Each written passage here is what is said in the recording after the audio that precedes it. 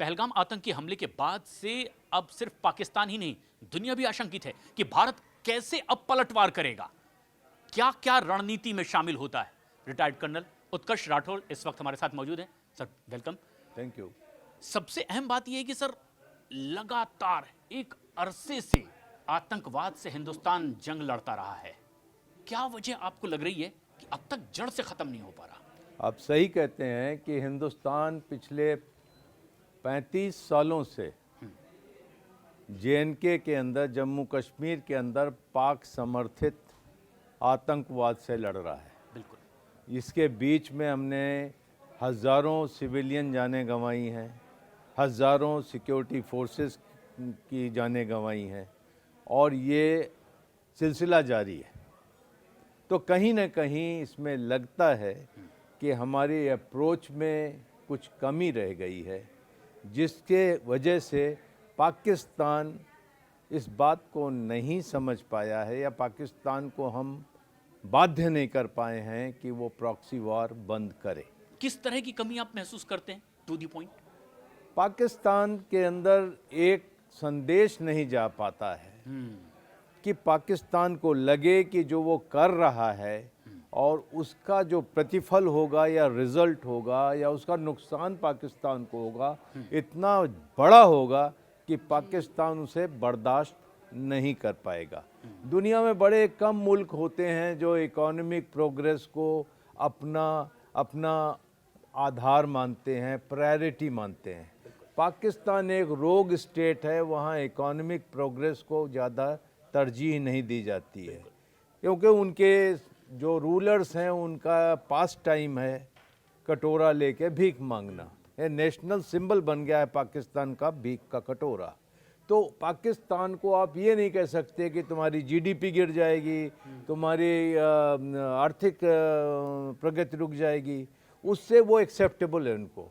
तो पाकिस्तान को एक फोर्सफुल मैसेज जाना चाहिए जो कि पाकिस्तान को तोड़ दे, तभी पाकिस्तान इस चीज़ को बंद करेगा। उत्कर्ष सर, आपको लगता है, क्योंकि हम बैठकर यहाँ पर अंदाज़ा लगा सकते हैं कि पाकिस्तान क्या सोच रहा है, लेकिन आपका एक लंबा अनुभव यहाँ पर रहा है, पाकिस्तान की जड़ इस वक्त क्या सोच रही है। एक तरफ वो कहता है कि हम हमले के लिए तैयार हैं, हम पूरी तरह से मुस्तैद हैं, वो पहलगाम के आतंकियों को स्वतंत्रता सेनानी का तमगा दे देता है। तो वहीं पर पाक के जो रक्षा मंत्री हैं वो ये कहते हैं कि मैं अल्लाह से ये भी दुआ करता हूँ कि ये जंग ना हो। हम खौफ कह रहे हैं, क्या वाकई खौफ है, या फिर जिस तरह से वो अब अल्लाह से दुआ कर रहे हैं कि जंग ना हो, वाकई इस बात की तस्दीक करता है कि दहशत तो है?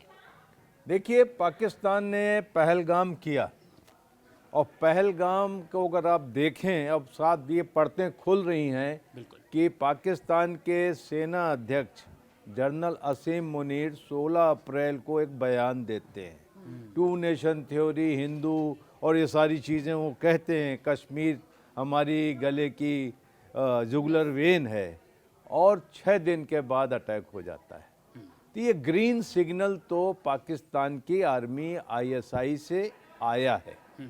तो ये जब वो ग्रीन सिग्नल आया कि आप पहलगाम में इतना बड़ा नरसंहार करेंगे, तो पाकिस्तान ने ये भी चीज़ तय कर ली थी कि इसका जो कॉन्सिक्वेंसेस होंगे क्या हम बर्दाश्त कर लेंगे। और कॉन्सिक्वेंसेस बर्दाश्त करने के लिए जब ये ओपन हो गया तो कुछ कॉन्सिक्वेंसेस का मैनेजमेंट जो है शहबाज शरीफ की जो नाम निहाद गवर्नमेंट है वो कर रही है, बाकी आर्मी कर रही है। लेकिन पाकिस्तान का इस्टेब्लिशमेंट इस मैसेकर के बाद जो होने वाला था उसको बर्दाश्त करने के लिए मेंटली प्रिपेयर्ड है। खुदा का नाम लें, वो इसको इन्वोक करें, उसको इन्वोक करें, लेकिन उन्होंने ये कैलकुलेटेड रिस्क भारत के साथ लिया कि हम बता सकें कि हम क्या कर सकते हैं, और वो हिमाकत कर बैठे। लेकिन पिछले कुछ वक्त से जिस तरह की आतंकी घटनाएं देश और दुनिया में हमने देखा, यहां ये देखा गया कि नाम पूछकर, कलमा पढ़वाकर, धर्म जानकर, मजहब जानकर गोली मारी जा रही है। क्या ये सीधे सीधे अब जो लड़ाई है ये उस तरह की जमीन की लड़ाई या आजादी की लड़ाई ना होकर के ये किसी तरह से अब धार्मिक जंग थी? क्या ऐसा मैसेज भी अब इससे पैदा होता है? सीधी सी बात है, 16 अप्रैल को असीम मुनीर ने क्या बोला है, two nation and Hindu Muslim. We are different from Hindus, बिल्कुल बोला था ना, बिल्कुल, तो उसी का एक्सटेंशन है। और उसके बिल्कुल बाद ये हुआ। उसके बाद आपसे पूछ रहे हैं आपका धर्म क्या है, पूछ रहे हैं, तो उसी का एक्सटेंशन है। इट इज वेरी क्लियर, ये सबसे ज्यादा साफ चीज आप पढ़ सकते हैं कि ये ओरिजिनेट कहाँ से हुई, ये प्लान कहाँ से हुआ। इसमें बचा क्या है जानने के लिए, ये उन्हीं का किया हुआ धरा है। उत्कर्ष सर, क्योंकि पाकिस्तान परमाणु हथियार की धमकी बड़े खुलेआम से और बड़ा सीना चौड़ा करके दे रहा है। उसे लग रहा है कि अगर परमाणु हथियारों का जखीरा उसके पास है तो वो भारी पड़ जाएगा। लेकिन कुछ रिपोर्ट्स ये भी कहते हैं, रक्षा विशेषज्ञ कहते हैं, क्या आप भी ये मानते हैं कि सिर्फ परमाणु हथियार ज़्यादा होने से इस बात पर यह तय नहीं किया जा सकता कि आप जंग में जीत हासिल कर ही लेंगे? देखिए, भारत पाकिस्तान के संबंधों में एक सबसे बड़ा ट्रम्प का कार्ड जो है वो पाकिस्तान खेलता है कि हम न्यूक्लियर वेपन स्टेट है, और भारत पाक के संबंधों में कहीं ना कहीं हम इस ब्लफ को नहीं कॉल कर पाए अभी तक कि आप न्यूक्लियर वेपन स्टेट हुए लेकिन आप न्यूक्लियर वेपन इस्तेमाल नहीं कर पाएंगे।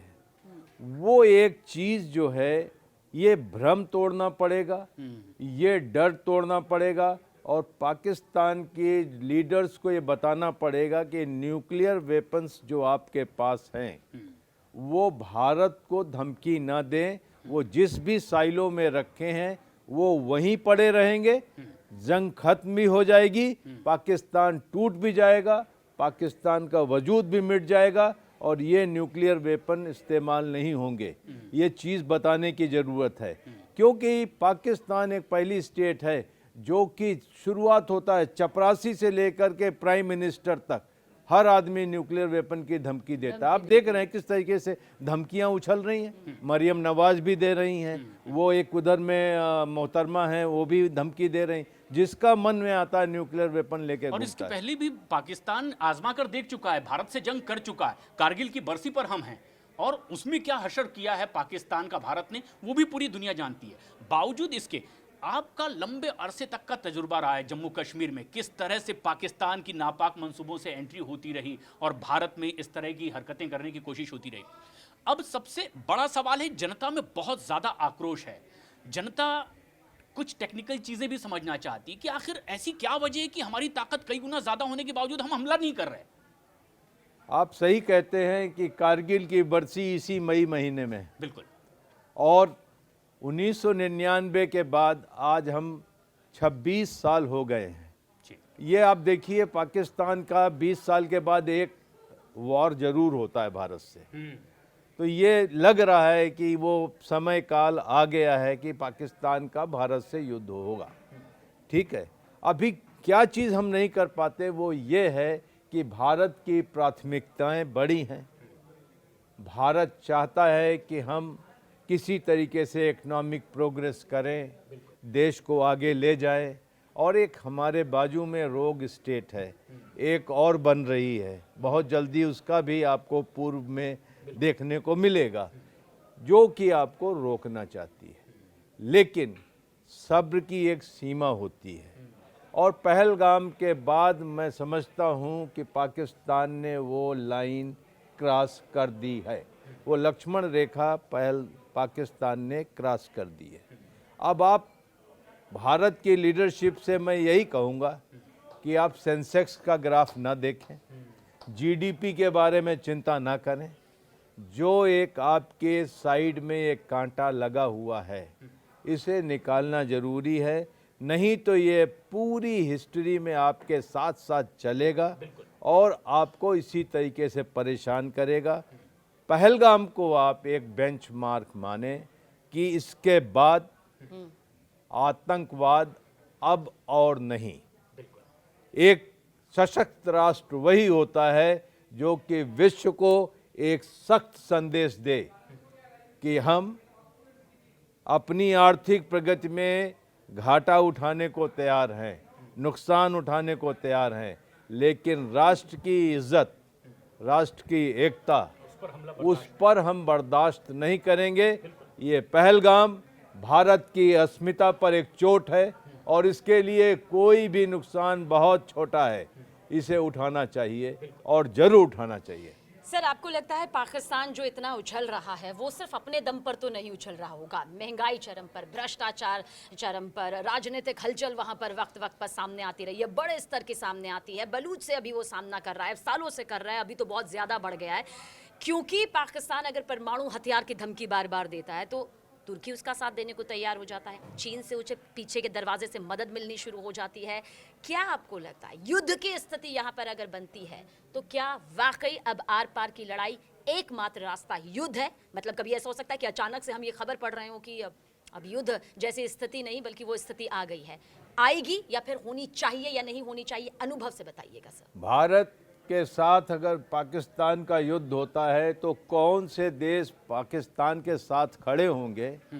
आज की तारीख में तुर्की से कुछ आ रहा है, तुर्की के साथ कोई लैंड बॉर्डर नहीं है, सिर्फ साजो सामान से मदद कर सकते हैं। चीन से सुना है PL-15 मिसाइल्स आई हैं, चीन भी मदद कर सकता है। वो इसके अलावा 52 इस्लामिक देश हैं, हमेशा ICC का दम भरता है, पाकिस्तान कोई सामने नहीं खड़ा है, ठीक है। और भारत ने एक वर्ल्ड ओपिनियन बहुत अच्छी तरीके से अपने पक्ष में बना ली है। तो वो जब भी आप किसी से लड़ाई करते हैं, कुछ आपके विरोध में होंगे, बिल्कुल। कुछ आपके पक्ष में होंगे, कोई अपनी सेना भेजने वाला नहीं है। क्या चीज़ की मदद हो सकती है? कुछ साजो सामान या यूनाइटेड नेशंस में एक वोट, इसके अलावा तो नहीं है। मेरे ख्याल से भारत वेरी वेल पॉइज्ड है इन दोनों चीज़ों को बैलेंस करने के लिए। पाकिस्तान के साथ आप युद्ध कीजिए, अच्छा, ये युद्ध होना चाहिए। निश्चय करके युद्ध कीजिए, युद्धाय कृत निश्चय। बिल्कुल। और ये लगातार अब बात कही जा रही है कि आसमान में हमारी ताकत देख लें, चाहे जमीन पर हमारी ताकत देख लें, कई गुना ज्यादा पाकिस्तान से है। इसके पहले भी जब आतंकी हमले हुए, भारत ने जवाब दिया है। पिछले कुछ वक्त में हमने देखा है कि कैसे घुसकर मारा है हमने, और उसका पूरा का पूरा रिजल्ट पूरी दुनिया ने देखा। इस बार अब जब भारत आक्रमण करेगा, क्या उसकी सूरत जिसका अंदाजा लगाया जा सकता है? क्योंकि पाकिस्तान तो अभी इसी आशंका में है कि पहले हमला ये जमीन के रास्ते से करेगा, आसमान से करेगा या समंदर से करेगा। उसे तो ये भी नहीं समझ में आ रहा। तीनों सेनाओं को आदेश दिया जा चुका है, जी। चीफ ऑफ डिफेंस स्टाफ और रक्षा मंत्री वहाँ थे, और आज भारतीय सेनाएं बात करती हैं इंटीग्रेटेड अप्रोच की। तो पाकिस्तान के ऊपर जो हमला होगा उसमें तीनों सेनाओं का साथ होगा, बिल्कुल। और जो हमला होगा वो बड़ा हमला होगा, और ये होने वाला है। ये पाकिस्तान न सोचे कि कोई शैलो हमला होगा या एक बहुत ही लिमिटेड होने वाला है। भारत एक बड़े युद्ध के लिए तैयार है और तैयार हो रहा है। पाकिस्तान अब इस मुगालते में ना रहे कि इससे बच के जाएगा। इस युद्ध के साथ पाकिस्तान में जो प्रेजेंट डिस्पेंसेशन है, नवाज शरीफ या शहबाज शरीफ की गवर्नमेंट, असीम मुनी की आर्मी, ये जाएगी। पाकिस्तान का जो एक आज के हिसाब से जियोग्राफिकल मैप है वो टूटेगा। ये मैं आपको बताना चाहता हूँ, वो टूटेगा। ऐसे नहीं है कि पाकिस्तान इस बार सस्ते में छूटेगा, ये न छूटना चाहिए और न छूट पाएगा। पाकिस्तान के दिलों में जो एक भ्रम पला हुआ है कि उनकी आर्मी जो है पाकिस्तान को बांधे रखती है और वो भारत के साथ खुलेआम टेररिज्म एक्सपोर्ट करके जिंदा बच के जाएंगे, नहीं होगा और होना भी नहीं चाहिए। और मेरे ख्याल से आपके दर्शकों की भी यही राय होगी। अगर हमने 140 करोड़ भारतीयों ने आक्रोश जता करके भारत सरकार को ये बताया है कि पाकिस्तान के साथ आर पार की लड़ाई होनी चाहिए, तो हम कोई पटाखेबाजी नहीं चाहते, हम पाकिस्तान का समूल विनाश चाहते हैं। सर, क्योंकि जब युद्ध होता है तो एक की जीत होती है, एक की हार होती है, लेकिन युद्ध में नुकसान कहते हैं कि दोनों तरफ ही यहाँ पर होता है। हम रूस यूक्रेन को भी देख रहे थे, हमें लगा था कि 6 महीने में सब कुछ सुलझ जाएगा, 1 साल में सब कुछ सुलझ जाएगा। 3 साल से ज़्यादा का वक्त हो गया है, न जाने कितना पीछे यूक्रेन चला गया। ऐसा नहीं है कि रूस को किसी तरह की कोई हामी नहीं हुई। पुतिन के भी कई बार यूक्रेन के राष्ट्रपति जेलेंस्की ने ऐसे हमले किए कि उनके भी होश फाख्ता हुए। जब दोनों देश भारत पाकिस्तान आमने सामने होंगे, अगर हम मान लेते हैं कि युद्ध होकर ही रहेगा, यही 100% सच है, तो कितना नुकसान हम भी मानकर चले कि हमें भी तैयार रहना होगा। अगर हमारे अंदर का जज्बा ये कहता है कि हमें युद्ध क्षेत्र में उतरना चाहिए, पाकिस्तान के आतंकवाद का सर्वविनाश करना चाहिए, उस मुल्क को सबक नहीं सिखाना चाहिए बल्कि उसकी औकात दिखानी चाहिए, ऐसे में हमें भी तैयार होना होगा ये जानने के लिए कि बहुत सी परिस्थितियों का सामना एक भारतीय होने के नाते हमें भी करना पड़ेगा। देखिए, दुनिया के लिए जग जाहिर है कि युद्ध किसी के लिए खुशखबरी लेके नहीं आता। युद्ध विनाश है और कभी कभी युद्ध असंभावी हो जाता है। ठीक है, महाभारत से पहले क्या हुआ था? युद्ध रोकने के सारी कोशिशें की गई थी। रामायण में क्या हुआ था? रावण के सर्वविनाश से पहले सारे प्रस्ताव भेजे गए थे कि आप सीता को वापस कर दो। तो भारतीय संस्कृति में हमने युद्ध हमेशा एडवोकेट नहीं किया है। युद्ध लास्ट रिजॉर्ट है और अब तक उसका पालन कर रहे हैं। अभी तक हमारी पॉलिटी इस बात का पालन कर रही है जी। हम पूरी तरह जानते हैं कि युद्ध से विनाश होता है, प्रगति बाधित होती है, लोग मारे जाएंगे, ये सारी चीजें अपनी जगह हैं, लेकिन राष्ट्र की अस्मिता, वर्ल्ड मैप में भारत का स्थान और वो संदेश जो भारत इस युद्ध से भेजेगा कि आप हमें कमतर मत आंकिए, वो बहुत जरूरी है। और आपने ये भी देखा होगा कि आपके बागीचे की बाढ़ जब क्लिप की जाती है तो अगली बारिश में बहुत तेज बढ़ती है। तो हमारी आर्थिक प्रगति को कोई रोक नहीं सकता, एक युद्ध तो बिल्कुल रोक नहीं सकता, अगली बाढ़ अगली बारिश में ये और तेजी से उगेगी। लेकिन पाकिस्तान का विनाश होगा। आज आपके माध्यम से मैं कहना चाहता हूं, पाकिस्तान इस युद्ध में मिट जाएगा और समूल विनाश होगा, जिसके पूरे आसार दिखाई दे रहे हैं। अब जो खबरें आ रही है कृष्ण राठौर साहब कि कई चौकियां पाकिस्तान की खाली दिखाई दे रही है, कई चौकियों की तस्वीरें आ रही कि वहां से झंडा उतार तक लिया गया है, वहां कोई सैनिक कोई ऑफिसर तक मौजूद नहीं है। ये तो तब दिखाई दे रहा है जब अभी तो भारत ने हमला नहीं किया है। ये क्या हो रहा है? पाकिस्तान आर्मी में एक डायनेमिक्स बहुत दिनों से चल रही थी जी, और उसकी खबरें भी आ रही थी कि जनरल असीम मुनीर से लोग खुश नहीं हैं और जो पाकिस्तान आर्मी के लोअर जूनियर ऑफिसर्स हैं, ब्रिगेडियर कर्नल्स वगैरह और नीचे के जवान में, वो इनसे खुश नहीं है। असीम मुनीर क्या सपना देखते हैं? असीम मुनीर दूसरा जियाउल हक बनने का सपना देखते हैं दरअसल, और वो सोचता है कि जर्नल बनने के लिए सबसे बड़ी क्वालिफिकेशन है कि कुरान आपको कंठस्थ होनी चाहिए। उसको कुरान आती है, बीच बीच में वो कुरान की आयतें पढ़ के सोचता है कि मैं जनरल बन गया। वो सपना वो देख रहा है जियाउल हक बनने का, और वो चीज़ जो है इस बार उसे उल्टी पड़ी। पहलगाम के पीछे असीम मुनीर का जो स्वार्थ था वो ये था कि अपनी स्थिति मजबूत करे, क्योंकि नवंबर में इसका कार्यकाल खत्म हो रहा है और ये चाहता था कि शहबाज शरीफ को प्रेशर डाल के मैं एक्सटेंशन भी लूंगा।